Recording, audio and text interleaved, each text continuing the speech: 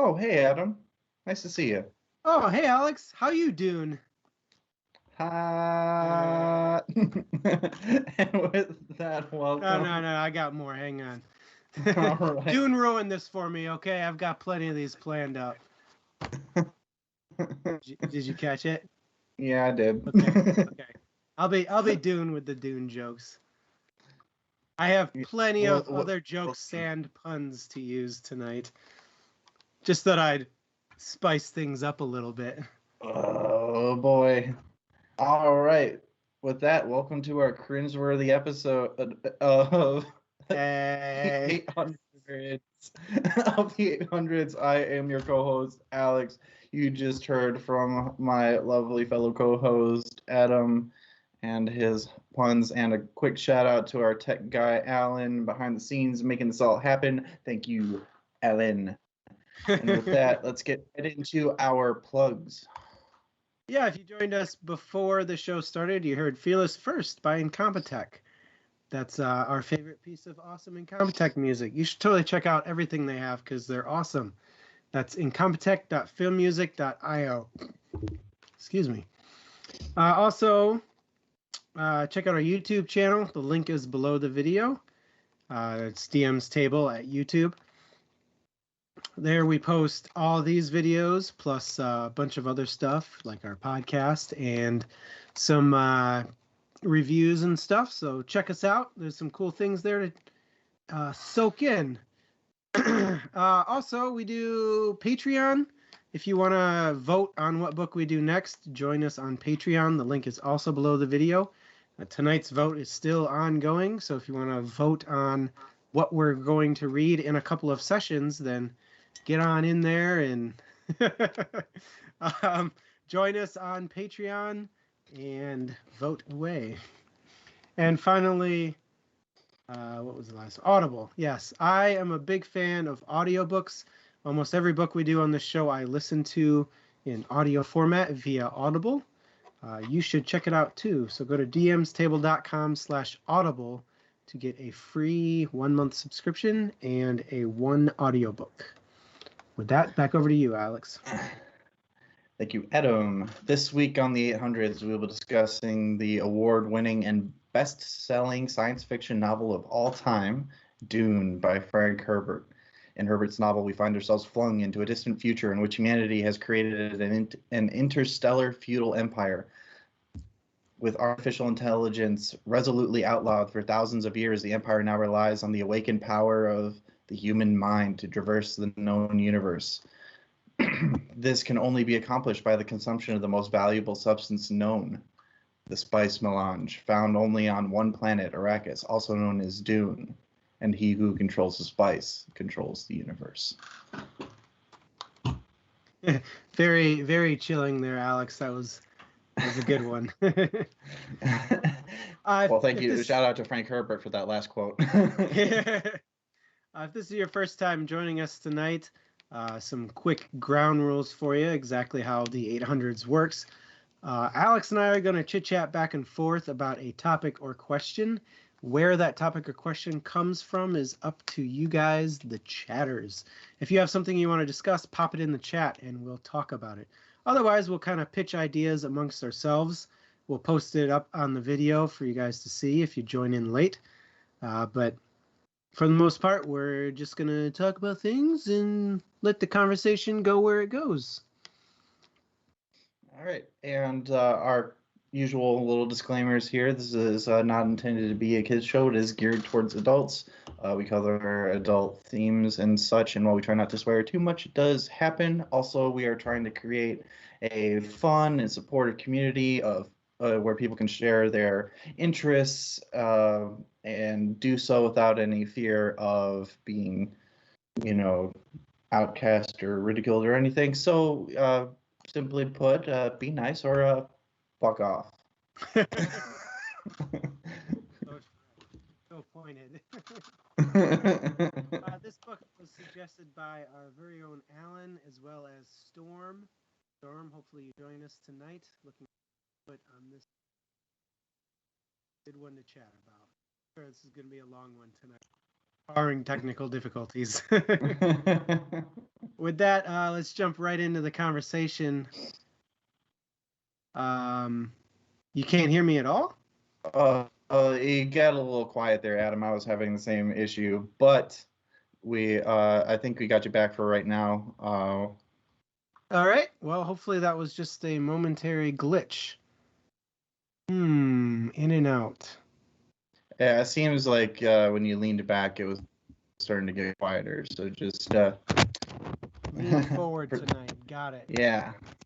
engage that core, Adam. Sorry about that, guys. All right. Alex and chat, what were your first impressions of the book? Well, for me, it was technically second impression. I tried to read this book when I was 13 or so, and that was a mistake. This is not like it. I was fully aware going into this. This is going to be like a dense book, and it still lived up to that, but it was a lot better this time around because I had the patience to get through it. But you do need that, and that's kind of my first impression. Is it's slow and there's a lot to get through, but there's so much in it, and if you're willing to dissect that, and if you're willing to be patient with this book, there's a lot to be reaped from it, like positively speaking. So that was my first new impression.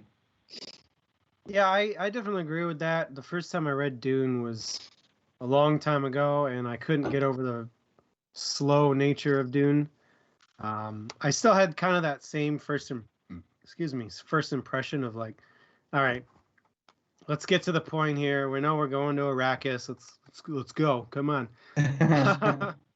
But I was much more tolerant of the political aspect of the book and the setup of the world and building up the story of the Atreides versus the Harkenins. That definitely, I loved it a lot more this time than the first time. So good first impression once we actually got going. Yeah, I definitely felt that one. Sounds like Stormy has already put in his note and that it was good just like the first time. I'm kind of curious, Stormy, like when your first time was, because both me and Adam, we were in our teens or early 20s when we tried to start this. Maybe just starting at your first time. I'm kind of curious about that, if you don't mind throwing that in. Otherwise, B.S. Drake seems like they felt like it could have been cut down a bunch. Like you said, it's not an action type of book though, and I don't think it was ever really meant to be. And if you like action, this isn't the book for you.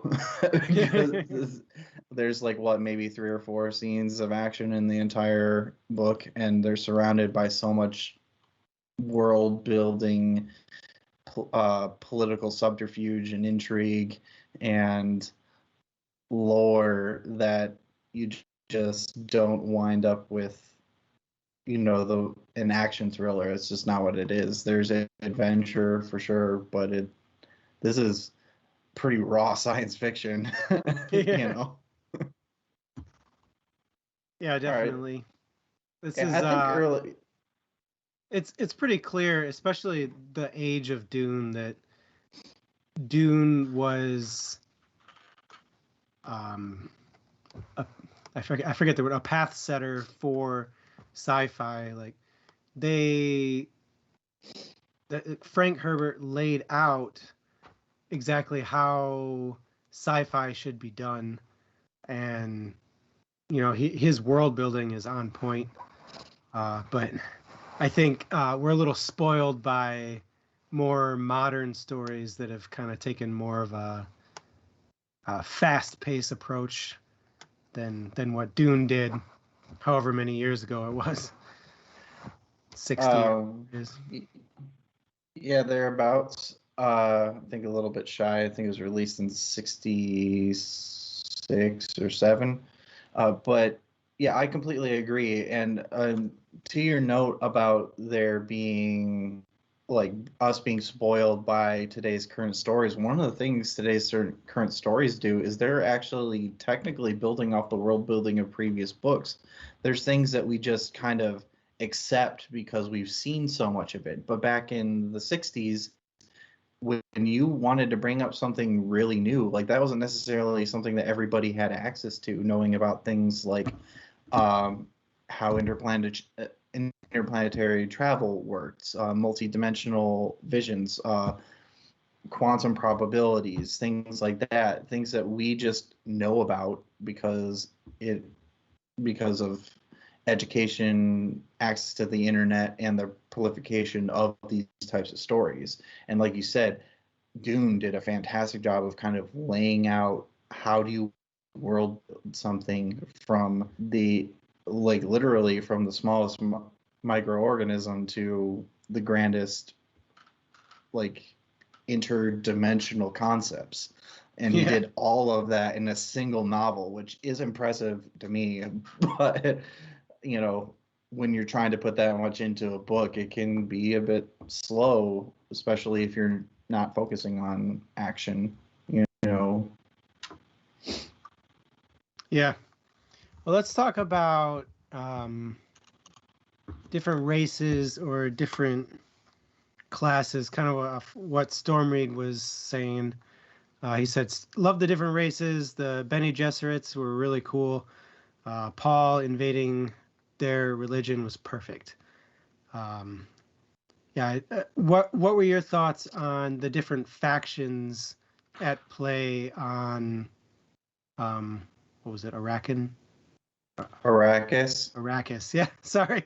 Had a brain You can fart just there. say Dune, it's the same word. Although I know that can get confusing because it's the title of the book. But the different factions on Arrakis specifically, or throughout the entire, like, universe for Dune, because well, I mean, just the different factions that had a hand at play on Dune. Okay. Let's not open it up too much.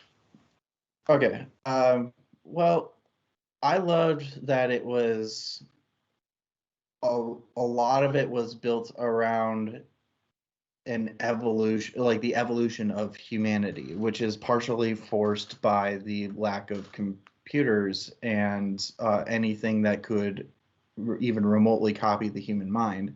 And so these factions wind up being people who are like, it's essentially humanity came together into, like, and then split off again with much more, to me, tangible differences than, like, what we would consider race today.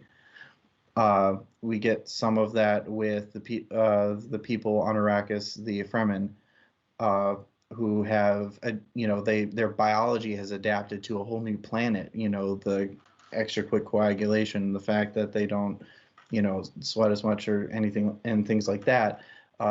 All the way up to the navigators, which are basically fishmen who swim in spice clouds.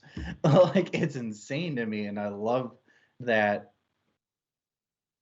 Herbert did a really great job of not only just putting them there, but giving them a reason for why they are what they are.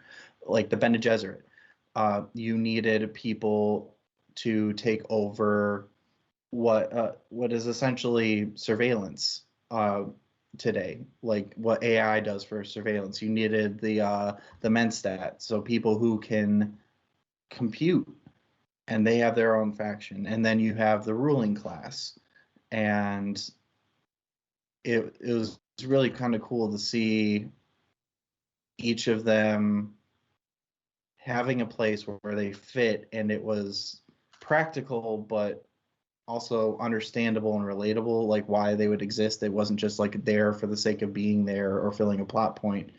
Like, everything evolved into its place and it made sense in the world, which was fantastic. Yeah. So what were your thoughts on that?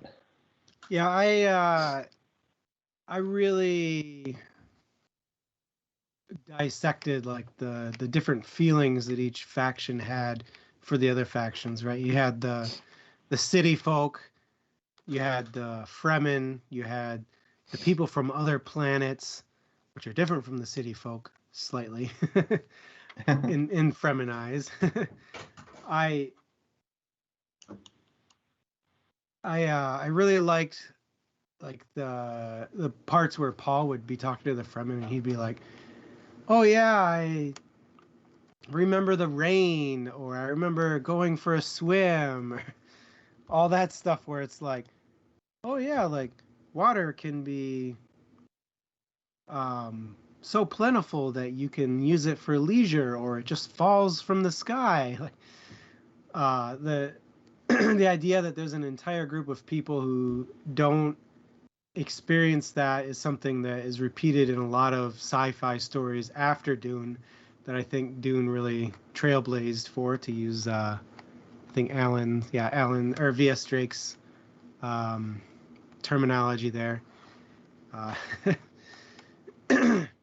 really liked seeing that even though this book is narrated mostly from Paul's perspective and occasionally from others' perspective, you still get to see the way Fremen view the city folk, the way city folk view the Fremen, the way the off-worlders view the Fremen, like all those different vantage points of like, oh, look, that's a Benny Gesserit, like they're out of lore itself, like what can they do? They can control me with their mind and better not let them speak and all these things. And then it's like completely opposite about the city folk view, and the Fremen is like, oh, those are just like savages that live out somewhere in the desert. And you know, it was really neat. I really liked how they all intermingled and how you got to see the perspective of each faction on the other factions.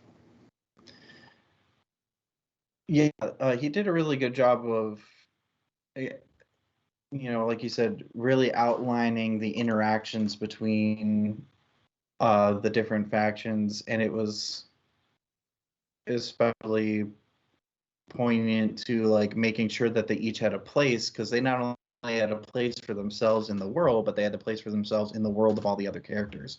And like it's a really cool kind of three-dimensional puzzle that comes together, which, like you said, is just trailblazing in the way that he did it. And there's a lot of good stuff going on in chat. In particular, Storm Reed was mentioning that, like, even within like these ruling classes, you have the different families and people fighting for family. So family is still a thing. And you mentioned some other themes that seem to be pervasive throughout humanity, like this idea that there are people who are subhuman, is like these things that may be intrinsic to human nature, no matter how far flung into the future we get, is this idea that there needs to be a hierarchy. There's this idea that family is incredibly important, and to find ways to have that fit naturally into something 10,000 years in the future. And it's not just like, oh, I'm late because I understand these things. It's, oh, these things are important because it fits into the world that they live in. And where's Vin Diesel? Oh, dang. Got me there. Is he in the remake coming up here or what? I have no idea. He's a big enough nerd. Maybe he is.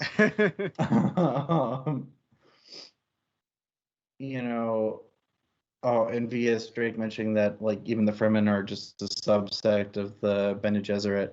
Like, they have their, their own evolution of it, like, both ritualistically and from the abilities that they develop, which is everything fits. And I can't stress enough how cool that was to see it come together and actually have the patience to see it come together, which is the trick, because you do have to have that to read this book. I get the Vin Diesel thing now. Okay. Okay. Did you have to look up the meme? No, V.S. Drake did the "it's about family" thing, and I'm like, oh, right, the Fast and Furious thing. I get it. Okay. And that's another great theme that Stormy brought up. And do you mind typing in the question? For some reason, my question typer thing is not at freaking out all. on me. But what were your thoughts on the nature of the coming of age story that happened throughout this book?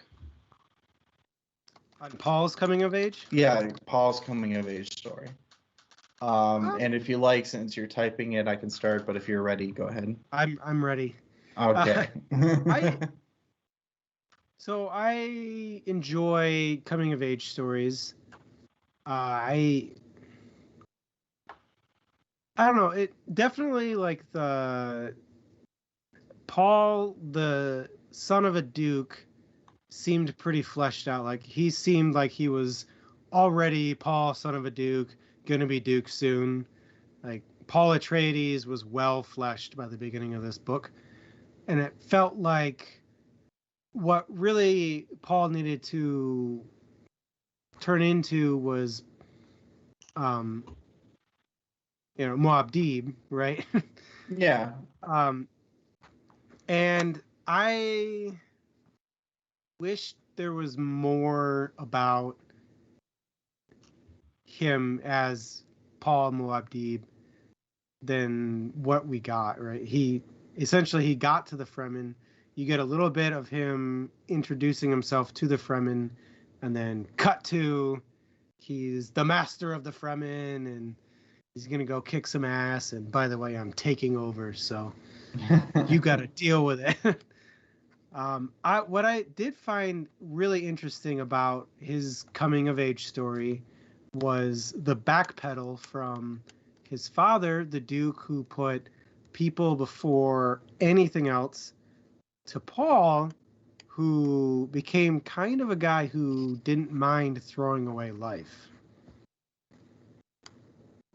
If you know what I mean.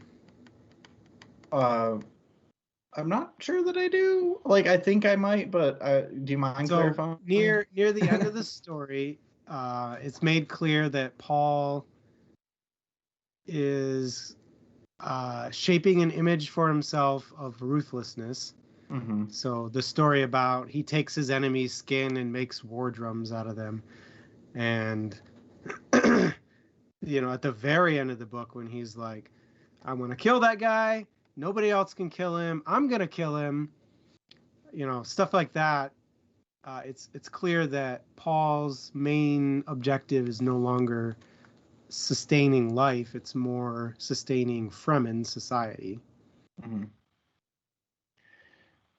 Yeah, I think I see what you mean here, and I would tend to agree that is kind of his closest that comes to character development is that shift from I must preserve my legacy to, or his father's legacy to, I must preserve this way of life that has become essential to me, which isn't necessarily giving up on the other one either. It's just there's something that he's found that's more important because he's made that choice, like Stormy, I know mentioned earlier, the path that he had already seen. And he was like, and he has to make this decision, is that the path that am I choosing that path? Can I take anything, a different path, or do I have to go with it? And he chooses to lean into what he knows will happen because it fits how he feels. And it brings up this interesting question of chicken and egg when it comes to, possible futures, because that's what he sees is possible futures. It's effectively quantum computing through a human brain. And, is it the act of observing, does it solidify the future, or can you escape it at all, or is it a choice? Which is it's left up to question in this book, and I kind of like that it is. Maybe it gets fleshed out in some of the later books, but that change was interesting. However, I do agree with you as well. We don't really get to know Paul like as a person, and I think that's something that I had a bit of an issue with this coming of age story, is that it hits all the right notes thematically. You have a character who is thrust into a incredibly stressful situation where he has to find his path, his destiny, whatever you want to call it, and he has to rise to the occasion, and he does so. But it's so clouded by the mythos of everything else going on around him that you just wind up with more of the coming of age outline than you do of like feeling Paul reach that stage. There is that point where he does, and that's what you mentioned, is when he makes that choice. But I don't know. I was less driven to read this book by the characters than I was by the world itself. Like Dune felt like a character, Arrakis felt like a character, and I was more compelled by that than I was by any human individually. Well, I mean, how Herbert wrote the story is like, the planet sustains everybody else. It's not everybody else sustaining this planet. Everybody else has abused this planet, where Dune has the spice that everybody depends upon. You have to cultivate the spice. You have the makers that you need to protect so that they can make spice. You've got the great worms that you have to, essentially fear but control. So, yeah, I totally agree about Dune being a character. Yeah, and I actually like B.S. Drake did a good job of kind of putting my point about like almost being lost in the myth, like Paul the character almost being lost in the mythos of himself because he's cultivating 3 different personalities. I really like that point. He is the Duke Paul, he's Muad'Dib, and he's this Kwisatz Haderach, and I'm not sure what B.S. Drake means by Uosu, but Usul. Okay. Which is, I would tie that into Muad'Dib because it's just more or less a surname that he keeps to himself and the elders. But I mean, it ties him in a little bit more with the Fremen specifically, rather than just this idea of an outworlder prophet. I mean, I would almost separate Usul from Muad'Dib because Muad'Dib is the public figure that he puts forth. Usul is who he is with Chani and his mom. Yeah. It's his home life personality versus his work life personality. Yeah, and that's what that's a better way of putting it than I just did, when I said that it tied him more to like that Fremen culture, which is what he decides to go with at the end of this book, is like you said, that's home life versus like this outward personality. And when you have that much going on in a book, like understanding like really being in it with the character themselves can get a little lost in all of these other things. And maybe I didn't pay enough attention to the Usul side of things, maybe I might have gotten more if I had paid more attention to that, but I honestly got lost in the grander schemes of things because I was more fascinated by it. And, so the character development for me was a little lacking. It was there, but it was not very compelling for me. Yeah. But that was just me. I just didn't really identify with it as much as I did with so many other things. Let's kind of change tracks real quick and talk about the chat's chat. Alrighty. Paul's sister. What did you think? I wasn't really sure what to think about her. Again,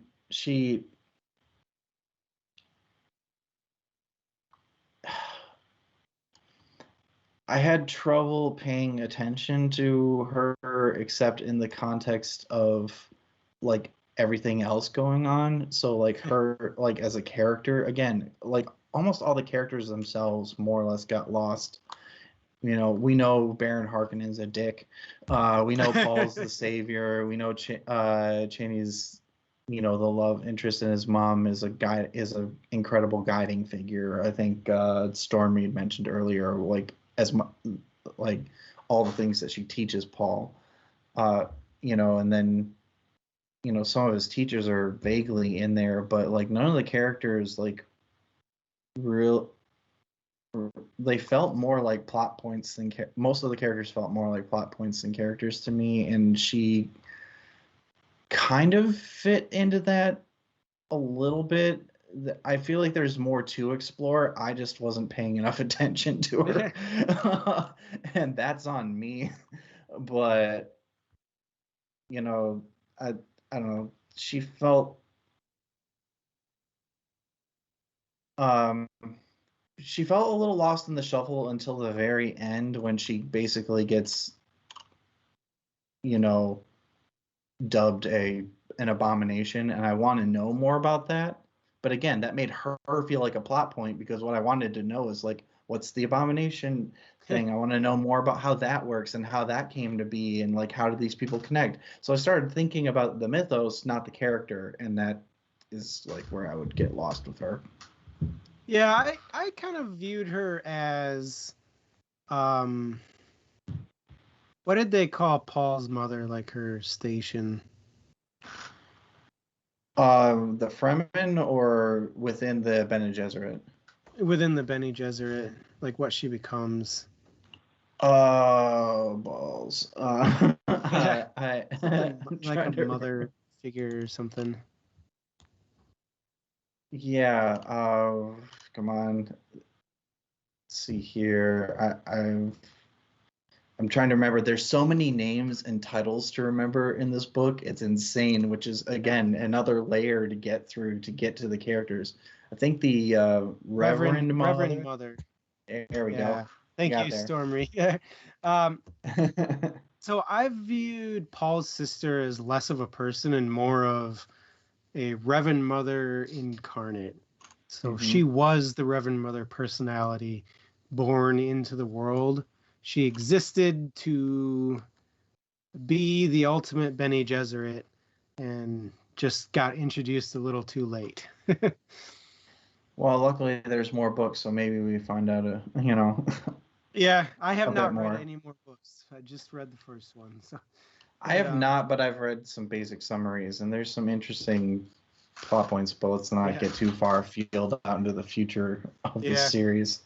Yeah, Via Strake, she says, like, the Reverend Mother has the memories of the previous Reverend Mothers. And she, Paul's sister also has that, which what I kind of mean is like she had that from birth. So I almost feel like her being shadowed by her weird situation is almost intentional, because for her entire life she has existed as the Reverend Mother. She never had a chance to develop her own personality. Well, and that's exactly what makes her an abomination. Like, that's the definition of it. An abomination is a child that was never allowed to develop their own personality, because from birth they were born with the influences of all of their ancestors, and in particular for Aaliyah, that's unfortunately the Baron Harkonnen. Which is, can you imagine having that fat ass in your head all the time? Yeah. And for an infant to have to deal with that, or a young child at all, like, it would be insane. Like, I'm just thinking from like a psychological perspective. You talk about like dissociative identity disorder, like that'd probably be the way to make that happen.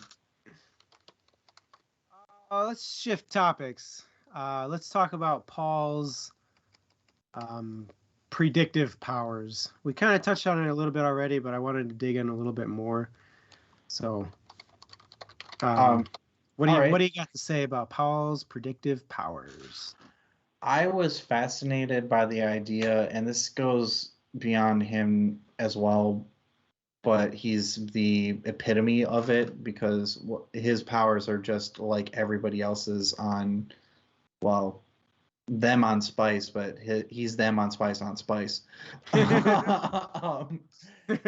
Where and I found it fascinating, like, that it was essentially Herbert's idea of what it would be like if we could unlock the human potential to potentially see the future. And I had so many questions about like how much can he affect the future? Is this idea that seeing the future makes it set, or is it the possibilities like they allude to? And this is just the one that's popping up because of the choices he's making. And I would oftentimes find myself trying to predict which it would be. And Herbert did a great job of, while a lot of stuff did follow through, there was just enough vagueness there where Paul would say, oh, I found myself here, and I remember this from the vision, but everything was just a little bit fuzzy. And then when he finally gets control over it, there's a certain clarity and he sees more possibilities. And I thought that was really well done to show like how the actual future sight and precognition worked. And not every science fiction story that has that kind of precognition does that work to show, it's just like an accepted fact that they can just see the possibilities, and they also happen to have like perfect recollection of them. And and this story gave a reason for why that ability was enhanced. It gave a reason for why it worked there, and it left just enough questions to keep it interesting for me. Yeah, I agree. I think it was a really cool power that towed the line between sci-fi and fantasy and stayed on the side of sci-fi. I felt the entire time that Paul was in one of his trances or saying something that he foresaw, I felt like it was essentially the exact same thing as like if I throw a ball at you and you're able to catch it with ease, like you were able to predict where the ball was going to land. It's exactly like that, except way more intense, way more thought intensive, way more intelligent. Like it's just somebody with an insane IQ being able to go, oh, well, I saw so-and-so on the street and so-and-so, that means person C's dead in the gutter, Yeah. So I really, really liked that it felt like something that could actually be in a sci-fi land, and it wasn't just some mystical power where it's like, yeah, I had a vision and it came to me and this is what's going to happen. So I completely agree, because I've read some sci-fi stories where they try to have that power in there, and it is, I would say, it's done fairly lazily to make it sci-fi, because it's effectively a fantasy power that they just threw the word quantum computer in there with to make it not. And that's all they did. And then you're just supposed to accept that this person has perfect precognitive powers just because you said quantum computer. And instead, Herbert does a good job of showing how a person would actually interact with that power, and that's what really keeps it sci-fi for me. Yeah. Like because it combines all of those elements, and then it really ties it together with that last piece that I just mentioned. And it seems like Storm Reed and V.S. Drake both agree that Paul realized that he can change the path. I'm just wondering, like, are his paths, like, when he awakens it, are his paths limited by his own views? Like, were there other paths, or can he actually see all of them? That was my big question at the end of it. Like, does his vision change the potential outcomes that he sees? Like, yeah, he can choose because he's the one making his choices, but there's so much else going on in the universe. Who else has choices out there that might change it? And what's happening when he's not looking to the future? Because if you had to constantly be looking into the future, I think it would drive anybody insane. Yeah. Correct me if I'm wrong. The Gom Jabbar, So it's Gom Jabbar, Mhm. Gomjabbar Yeah. is you spell it. Paul was immune to the poison because he drank the maker's stuff, right? You I know what I'm think talking that's about? yeah. Well, because he went through the ritual that the Reverend Mothers do. Pardon me.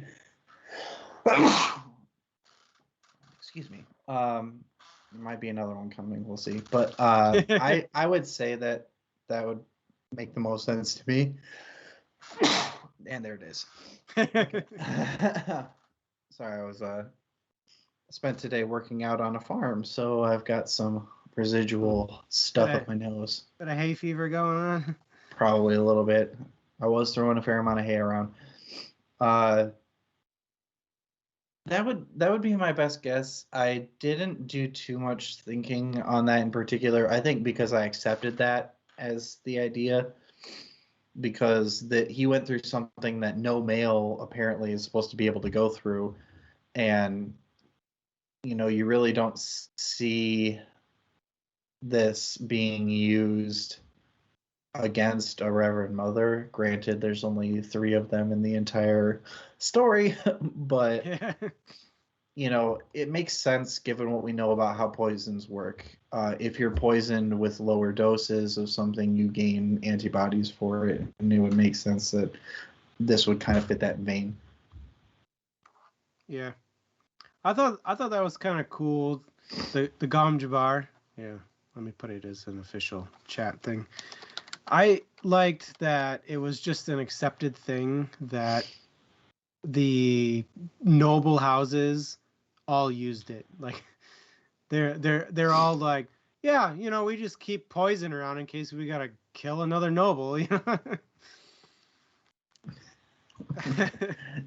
I mean, like, it does kind of make sense though, because I mean, when you deal with that level of like the political machinations going on, sometimes you just need to get rid of a fucker. By the way, I know that we got into the Gomja Bar chat, but I do want to quick run over to chat because they're putting some interesting stuff out there about the struggle. I just wanted to recognize, thank you for for both VS Drake and Stormy for clarifying that struggle bit. I think I glanced over that a little bit too much because I was intrigued by other things. So I think you guys might be right. I just wanted to say thanks for giving me some clarity. Anyways, out of the Gamjabar talk again. Apologize for the little detour there. Let's see. Yeah, VS Drake, there is a part in there where they talk about, like, as a part of, I can't remember what they call the training that the Bene Gesserit give to control both. They have 2 words for it, and I can't remember what they were, but I know they translated to essentially nerve and muscle control, and they're based on Indian words for that, and having complete control of the body down to the cellular level. That training is basically to get somebody ready for being a Reverend Mother, so that on the molecular level you can break down the poison. But if you can do that, my point with like how we deal with poisons now is if you can do that for something that's as strong as this will kill any male, you should be able to do it for like pretty much anything. Yeah. Yeah, to go off of what Stormreed and VS Drake are talking about, the Benny Jesuits are essentially like nuns. Any woman can join them if they have the aptitude. They're not like a specific group of people that only breed within their own people. Obviously, like they talk about how the princess of the emperor is a Bene Gesserit. They talk about obviously Paul's mom's a Bene Gesserit. Pretty much, it sounded like any noble their goal is to marry a Benny Jesuit. So Well, I mean, it would make sense if you have a built-in lie detector at your side for life, yeah. Kind of helps. But it also kind of implied that they have the ability to choose what gender child they have. I don't know if that's before, during, or after the fact. Yeah. Like, do they take something so that certain children don't come to fruition? Because with the kind of control they'd have over their body, I would assume they would know what the gender is on their own, especially with access to spice. I assumed it was awareness of the gender, and if it was the wrong gender, they would cause it to miscarry somehow. Mm-hmm. I mean, I got that feeling based off of Paul's mom's conversation with the other Reverend Mother, and essentially how she was like, I knew it was male, but I chose to let it continue growing. Yeah, that's a good point. I just wasn't sure if that was kind of like, do they kill it off inside themselves, or do they bring in outside help like chemicals or something to do it? Yeah. That was my thing. They definitely But don't go into that at all. no, but like that was a dicey subject then, let alone now. Um, but like I'm okay with certain things being left up in the air. It makes sense that they would be able to do it with the level of muscle, nerve and cellular control that they practice. It makes sense that they would be able to do that. And yeah, I agree with the straight that a lot of Bene Gesserits are just trained. Certain people might have aptitudes, so being the child, I would assume being the child of a Bene Gesserit would automatically make you more apt to become one yourself. But probably because your mother would instill the training upon you like Paul's mom did for him. So but yeah, the human test that Paul goes through with the Gomj bar and stuff, like that's the Benny Gesserit acceptance thing. Although the whole it's kind of messed up that they're like, you're not human unless you're a Benny Gesserit. well, I mean, again, I think it falls into this idea that when people get to a certain point, they, are kind of drawn to this idea of there needs to be a lesser and greater than. And it's kind of messed up how they do it, because they just default to like, you're not even human, you're not even a person, or whatever. Like, but considering how detached most of these people are from the people outside of their group, it kind of makes sense. Like, arguably, the ones that are least attached are the Fremen, which I think, honestly, is why of the factions you relate to them more, is because they're the ones that are less dismissive of others. They still hate people, but like it's not necessarily because they think they're greater than or less than, just that you suck, I don't like you. Yeah. Via Drake, I agree wholeheartedly. The Benny Gesserit definitely were the power behind the throne, so to speak, of the universe. And I got the feeling that, like, if they didn't want something to happen, that something wouldn't happen. So Yeah, I think for the most part, and I think the only other faction that might have any sort of claim that they have at least a power struggle with the Bene Gesserit would be the Navigators. And it's mostly because of the sheer reliance on their abilities.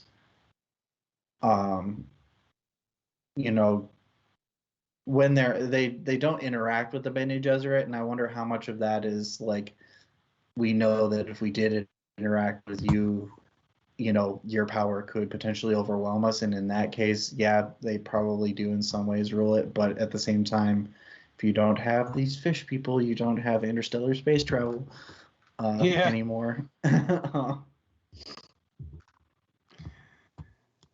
Oh man, what do you want to talk about next? Well, why don't we go off of what V.S. Drake mentioned is it's one of the running themes throughout this book is your thoughts on the Butlerian Jihad and its ramifications for the universe that Herbert created. So what were your thoughts on the premise that the Butlerian Jihad set for this world, for this universe?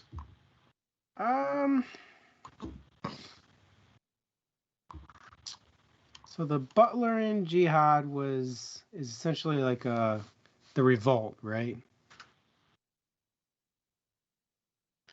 Wait, say that again?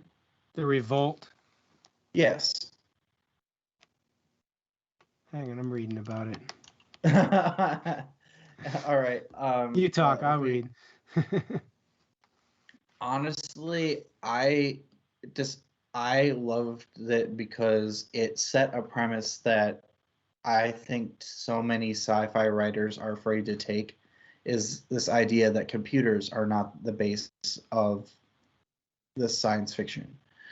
And it gave it a realistic way of why humans would divert from that, despite the fact that it was what allowed them to initially colonize space. It set this idea that there had to be some other way to interact with the universe and that humans have the capacity to do it. Granted, with the help of a spice that only appears on one planet that we later find out is terraformed from something that somehow got there on its own or got there well before humans did. But basically, humanity had a divergent event there and was able to overcome it, and they overcame it with a little bit of luck, which is basically what humanity's done for all of eternity, and by doing what humans do, experimenting with drugs.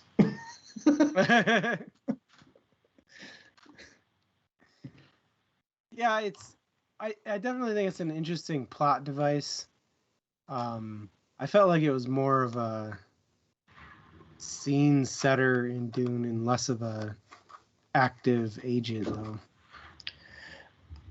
Yeah, I would agree it's more of a scene setter, but I think the fear of it is still an active agent, which is interesting considering how many thousands of years it's been.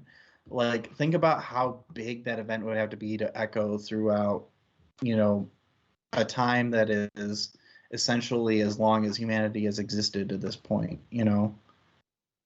And, like, because when you talk about people becoming, I know there's only a few mentions of that event and machines that could potentially think as humans do, and it's such a taboo that the fear feels like a slightly active agent. But you're right, it is definitely more of a plot setter or a scene setter rather.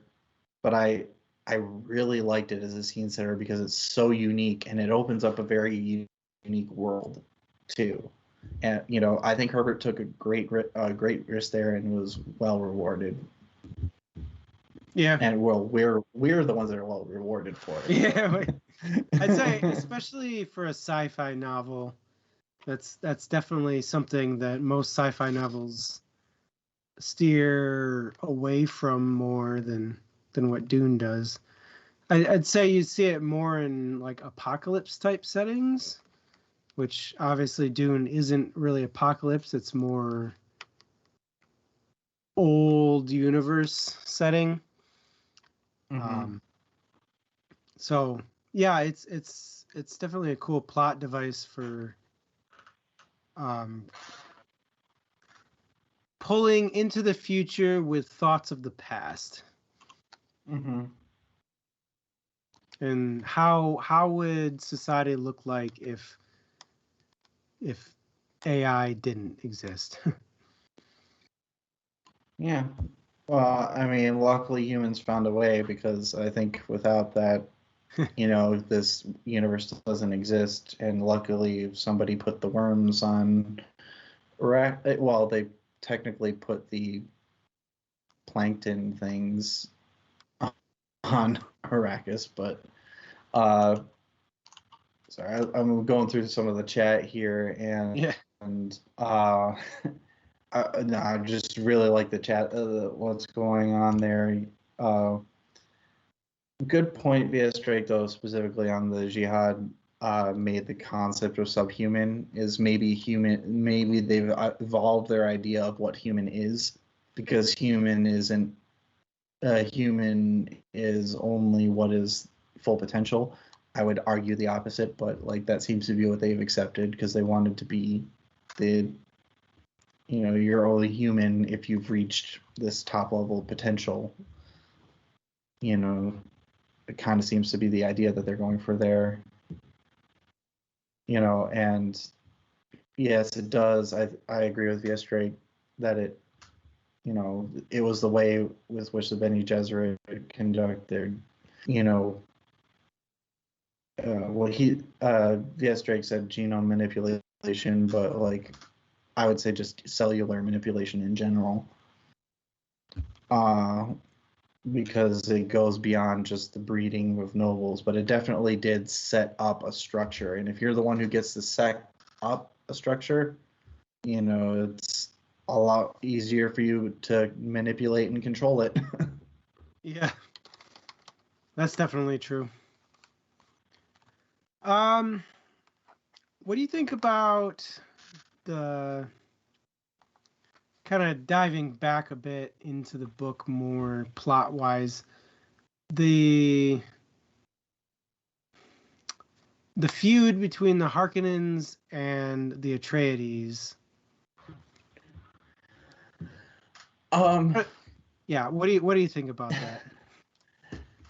I thought it was a good way to move thing. Like, I think it was the only thing moving plot stuff forward at some point, so I respected that. I do think yeah. Well, that's what little plot there. Well, that's the thing, is it was what little plot there actually was in the book was from there, so I did at least appreciate that. Some of it got a little bogged down, but it just showed that it gave reasons to explore a lot of things, because there has to be conflict in the story, and the conflict had to be, I think, more than just man versus nature in this one. So it couldn't just be Dune. There had to be something driving this forward, something driving that coming of age thing, because quite frankly, Paul was a little bit of a brat when he started the story. And like, I think a lot of that comes from, he had this idea of the world, and you needed an antagonist there to shake up his world so that he could truly have this coming of age story. And so it served that purpose. The actual feud itself is about as stupid and self-serving as any human conflict has ever been, especially between people of the higher stratums of whatever society exists at any given time or in any given story. Honestly, it kind of felt like a whole bunch of puppeteers trying to puppet themselves and the other puppets all at the same time. So it was kind of a jumbled mess at times. As for me, a lot of a brat. Yeah, I was trying to be nice. Yeah,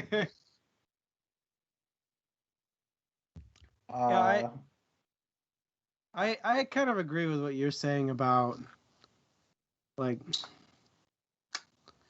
especially kind of what V.S. Drake said about what plot. Like, Yeah. I felt like there wasn't a lot of reasoning behind it. Like, the Harkonnens as the big bad didn't feel believable. Like, it didn't feel like the greed was enough to push the Harkonnens to commit to 60 years of debt that they wouldn't be able to overcome because they used so much force to take Dune from the Atreides. And like I don't know, the Duke seemed like somebody you could flesh out, but the Baron felt kind of flat. And for me, that really ruined that particular part of the book. You know, the part where it shoved Paul and his mom into the desert. I really wish Herbert could have come up with a different reason to push the story the way it went. Mm-hmm. And, you know, I don't think it was book breaking that it kind of fell flat, but I was eager to get past it once it happened. Yeah, I kind of get that. Some of it did feel a little forced there, but part of that I think does have something to do with what V.S. Drake is mentioning is this fractal feud, like a feud within a feud is like this feud between the Harkonnens and the Atreides is just as much fueled by the higher powers, the Emperor, and the Benny Jesuits, and their messing with each other and doing it through what they would consider lesser beings, i.e. the Harkonnens and the Atreides, you know, is they're letting their own feud play out through. It's basically like, imagine if you were playing chess and your chess pieces each had a chess board that they were playing chess on, you know, like, but somehow they were able to interact like almost like 3D chess, but it almost becomes fourth dimensional, which is weird. But they do kind of explain that the Harkonnens are just that way, is they're just violent, they're greedy, and the greed for power can be surprisingly powerful in and of itself. So that didn't bother me so much, but you are right, it did feel a little one-dimensional. Like, I'm just evil for the sake of being evil and greedy. Like, and that was all there really was to it. And there was a potential, I think the potential for the Baron was kind of scraped a little bit when he took over Aaliyah's mind.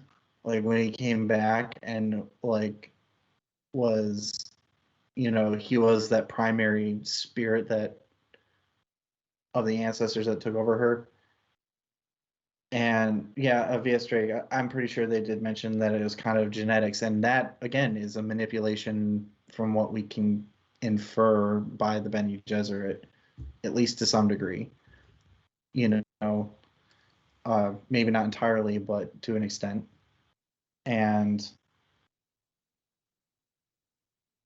I, you know, personally, I thought I thought the feud itself was more a plot device than it was like a compelling storyline or plot, but it's about as close as we got. So here we are. Yeah. You know. Well, how about the Paul's time with the Fremen? What are your thoughts on Paul's experiences inside the Fremen factions, him joining the Fremen, and his eventual leadership of the Fremen? I mean, we start getting into the nature of like the Messiah prophecy, which they mentioned like outright, almost breaking the fourth wall with that one. How the Messiah prophecies go and how easy it is to integrate yourself into a society. But he also had to make the choice and take the action to live up to it. And again, for me, and this is just how I read the book, it was a vehicle for learning more about the Fremen and the world that they lived on. because they skip around so much with Paul. Like, yeah, you get these little snippets of it. I did kind of like his interactions with why am I blanking on the guy who went native? His lover's father. Oh, come on. I should know this. Liet Kynes, that's the guy. I did kind of like that, like there's this idea that this person, fell so in love with the culture that he became a part of it. Like, I wish we would have seen a little bit more of that from Paul. We kind of get that alluded to at the end, but there's so much other shit going on and so much he has to overcome that we don't get as much of his like actual interaction with their culture beyond the more ritualistic parts of it rather than the more emotional parts, which I would have liked to have seen, but that's just not how this book was. And so instead I chose to focus on the like science fiction practicalities of it. Which eventually I do want to get to talking about the ecology of Dune itself, but I do like that he was given another way to affect the future, and the Fremen provided a good way for him to do that. They provided a choice that was wrapped in destiny, that was wrapped in manipulations, and once you unravel all that, it more or less comes down to he had a vision of the future that he wanted to happen, and he was given a vehicle to do it, and that's more or less what the Fremen were. Not just the people, but the culture and their way of life. Yeah. I definitely agree with what V.S. Drake said about too much going on. I felt like we could have had an entire novel just about the Atreides arriving on Arrakis and setting up their operation, the difficulties they faced, trying to integrate the Fremen more into society, and then the Harkenins, overthrowing them, and Paul and his mom escaping to the desert.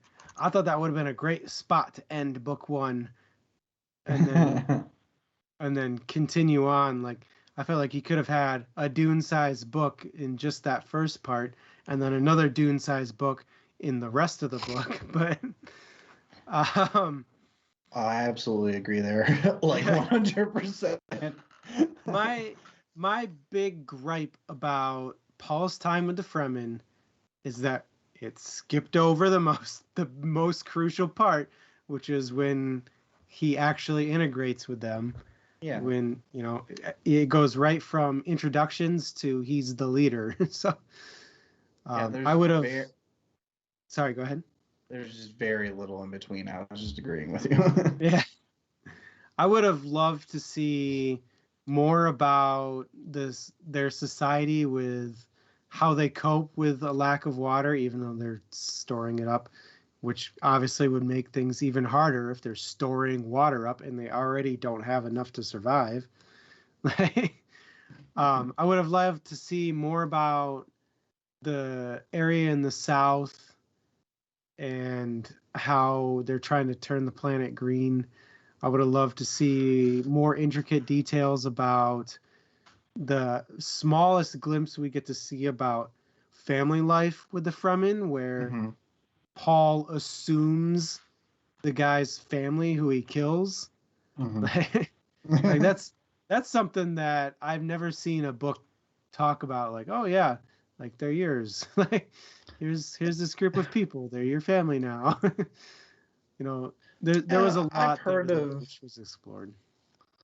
I mean, like, I don't know, follows a pretty typical trial by combat trope where, like, I beat you, I get everything you own and are. Like, specifically, the family part is different. But, so, it's a common enough trope, I guess, to me. That exists, but in my mind, that always exists as the guy who you kill, their family is now your slaves. Like, they're your servants. You do whatever you want with them. Where in Dune, you could choose. They're your slaves or they're your new family. Yeah, that is definitely unique, and I actually kind of like that was a thing built into their culture. But like, I still can't get over V.S. Drake. You keep what you kill. Another Vin Diesel reference. I mean, we're getting into Chronicles of Riddick, but yeah. So, Vin Diesel, if you're not already in the movie, get yourself in it. In the movie that's already done and ready for Post-production. We just see Vin Diesel flying in the background on the back of one of the worms. Like, that's all I need. We'll get to mid-August and they'll be like, you know what? We're going to delay the release of Dune. We realized that we missed an opportunity here with Vin Diesel, so we're going to reshoot some scenes, change some things from the original storyline. Just kidding. I'll stop now. Well, I mean, that kind of makes sense. I don't want to get too much into the movie thing, but just to V.S. Drake's point, there's no way they'll get all of this into one movie and have it be like Dune. It'll be there. It'll be a Dune, a recollection, or something along those lines. But anyway, honestly, like real quick off of your comment before we pull away again, like with my two-story thing, I almost feel like you could have had the first book be like the Atreides, and the second book be Dune, because the first book is like they don't really know Dune, like they don't know Arrakis. They're aware of it, but they are outside of it. They're aliens to the planet. They're visitors. They're just visiting. They don't understand Dune like the Fremen. And then obviously in the second half is where they're like, yep, okay, we're integrated. Yeah, and I agree. They could have easily separated that out into, this outside of Dune culture and inside of it.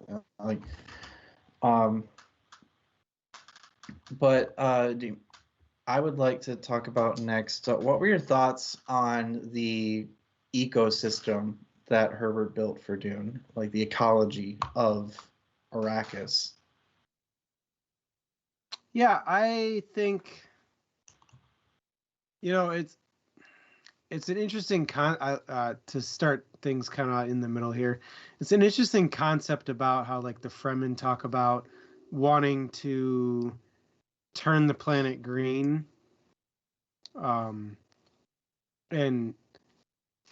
it kind of highlights like the viewpoint of Dune as being less than ideal, right? Like the whole time everybody's like, oh yeah, Dune's a savage planet, like it's really hard to live here and water is really important, and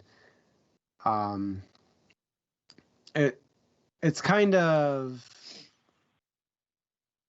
something that obviously as people who live on Earth, the planet with a shit ton of water, it's not something we're used to, but we do have areas on the planet that are Dune-esque, like in Africa, the giant ass desert there. So it's one of those things where I feel like it's relatable because we know of areas that are similar, and I feel like it's a cool concept that you get to explore in a sci-fi way. I agree. I honestly was fascinated by the ecology of it. Like, I spent an inordinate amount of time exploring this. Like, as I was like listening to book, if I caught like an ecological point, I would focus on it. But one of the things I can actually answer the question for Stormreed is Dune was green, and it was turned into what it is, and they want to turn it back to green. In fact, you mentioned like this idea, Adam, of dealing with like a less than ideal situation. The thing is that planet was terraformed by the worms, by their larvae, and what do they call them? Sand puppies or sand fish or something like that. More or less, there's three stages to the worm's evolution. There's these plankton. It's a completely self-contained ecosystem, which I thought was fascinating. There's these plankton that the worms eat. When the plankton grow from, they turn into these fish that isolate water. They use that water to become the worms. Yeah. And the fungi that's left over from them becoming that eventually explodes into the surface to become spice. And like you said, Adam, this is familiar because there are areas in the world that are similar in having these types of ecosystems. In fact, Herbert was actually by trade originally an ecologist. He studied ecosystems, and he based this off of dunes out on the coast of Oregon. Oregon. So like a lot of this was based off of that, and he learned that people learned that while like dunes move like a wave but slower, and the people and animals in it learned to adapt to it, and it was just so cool to dissect that. I did a little research outside of it, and I could go into it for much longer, but we're kind of needing to wrap up. But I just really liked that he made that's what made the planet feel like a character. It was a self-contained, granted cannibalistic ecosystem that created something that allowed another species to conquer the known universe. And the crazy thing is the creature that does that isn't even native to that planet, which means somebody, and it was prior to humans being there, so somebody else had to have put them there. Which opens up another world of possibilities. And I thought that was really cool. And yeah, granted, it took me a while to get there. Maybe I'm only interested in it because of the work it took to get myself there. And it's just like, this has to be for something, but I found it really cool.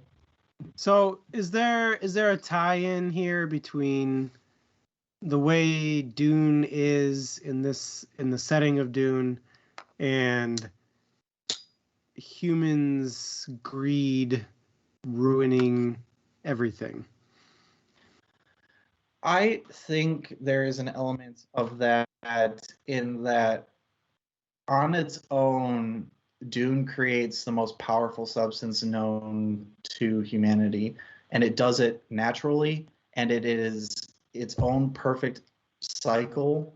And this idea that humans want to fuck with it is, it's our kind of our hubris as a species. It like kind of is their own doom for the society that we've built, which if that isn't an allegory for what's going on in the world today, I don't know what is. But yeah, so there's definitely an element of that greed messing with something that is a perfect ecosystem for the sake of our own benefit and potentially downfall is definitely a pervasive theme, I think. Yeah, Stormmead, Emperor's Greed, Doom the Universe. Perfect example. And Stormreed, I would also like to ride a worm, but I would like to ride the big one. I don't want to go half measures here. 1,200 meters or bust.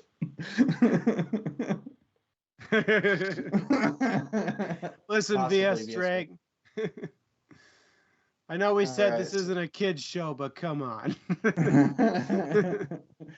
All right, so why don't we get into our final thoughts then? Why don't you give us a start? House, where are you? Yeah, like I kind of said at the beginning, when I first read this book, all those years ago, I was not impressed. I found it incredibly boring. I felt like the politics overshadowed everything about the story. But, this time, I had a much greater respect for the world building that was going on. The setup for the feudal system in the universe, which was kind of cool because it's across multiple planets and it's not the same as normal because, like, in what feudal system would a baron ever challenge a duke? But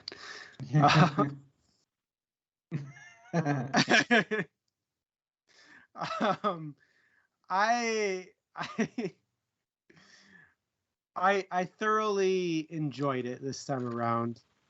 I have my gripes with it, like the whole missing section about Paul's time with the Fremen and the flatness of the Baron's gripe with the Duke. But it's really hard to not love the world building that Frank Herbert pulled off with Dune. Yeah, definitely. I have to say I agree pretty much on all points. This book, when I first read it, honestly, I vaguely remember finishing it, but it felt like one of those in one ear and out the other, in one eye and out the other kind of situations where I just couldn't get into it because it's a bit of a slog. It really is, but it can be a very rewarding book to read. This is something I would not recommend to somebody who doesn't have patience with reading. Like, if you like action and you like very compelling story and plot and prose, this isn't the book for you.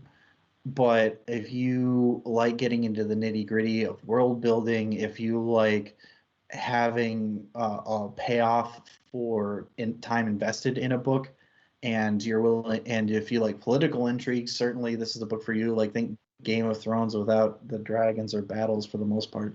But if you like that sort of thing, this is fantastic. And I actually think it is. I think this is something that if somebody likes high fantasy books, I think this would be a great book. I would recommend to help them segue from high fantasy into sci-fi, which isn't necessarily a given for some people. And I think this is a good one for doing that. Yeah.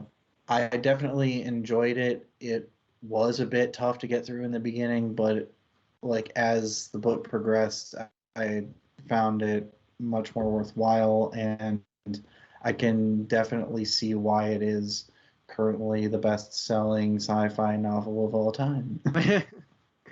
I will say this too, like, it doesn't read as a 60-some-year-old book. It reads as a more current book. Like, it doesn't feel 60 years old. Yeah, it doesn't feel dated. Yeah. Yeah. Stormreed, I'm going to have to strongly disagree with you there on the audiobook front. Alan and I actually talked a lot about the audiobook before this, but our biggest gripe was inconsistency with who voiced who. I think a lot of the actors were in different studios, which kind of threw things off, especially with the ear that I think I've developed from my own audio work over the years. But one thing I do like is the attempt at having different voices, different characters voice different characters, because that's something that I think audiobooks don't do enough of, that has unlimited potential to turn one book into essentially an audio play, for just kind of my own take on what audiobooks could be. But enough on that. I listened to a different audiobook and I semi-read it too, so like I don't have the same gripes. Maybe me and Storm Reed listened to the same one, and you guys listened to the crappy version. Who knows? But yeah, perhaps we have been spoiled by future books. I suppose that's a matter of perspective, especially if you're Paul. All right, so why don't we go ahead and start closing ourselves out for tonight? Yeah. So we got. Did you have something you wanted to say? Oh, I was going to say, speaking of future books, Yeah. our book for this week has been selected. We are going with The Alchemist by Paulo Coelho. This will be read by September 11th, 2021. Yeah.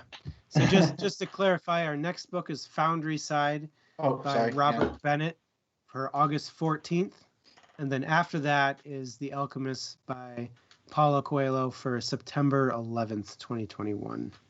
So read Foundry Side. We're getting another big one, I think. Foundry Side's kind of on the big side. But we also have a 3-week gap in between, so get started on that one right away. Yeah. It should be good. It's got great reviews. It is jumping into the newer side of things for our previous conversation about old books.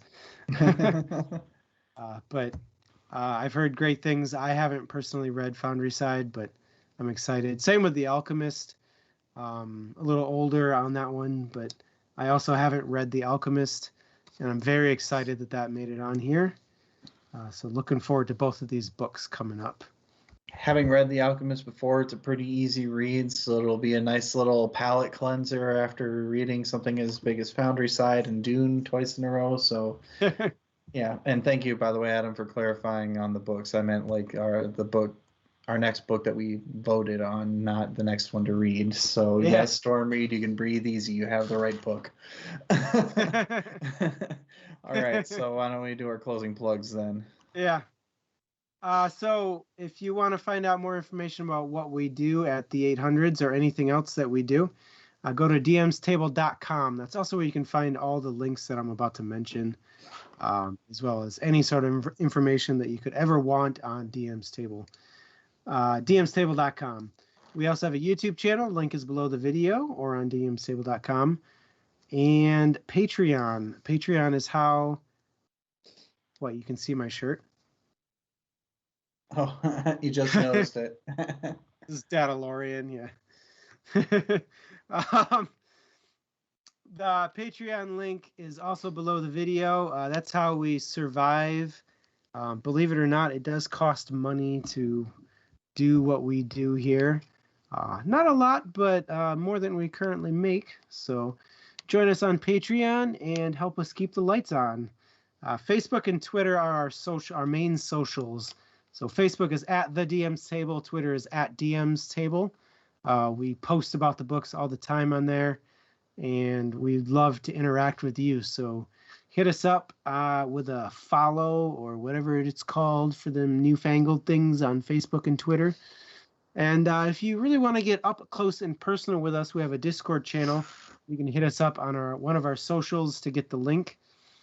And you can join us for all things nerdy, whether it be books or D&D or 3D printing. We just started talking about 3D printing on Discord.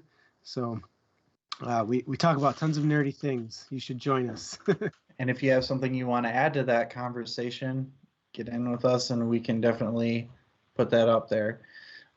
So our upcoming themes, our first book in our Latinx authors is going to be The Alchemist. Paulo Coelho is Brazilian, I believe. And we will have one more book after that. So if you have any Latinx authors or that you would like to see on our list, let us know. Probably going to give it a day and then put up our next voting list. So get them in quick there, people.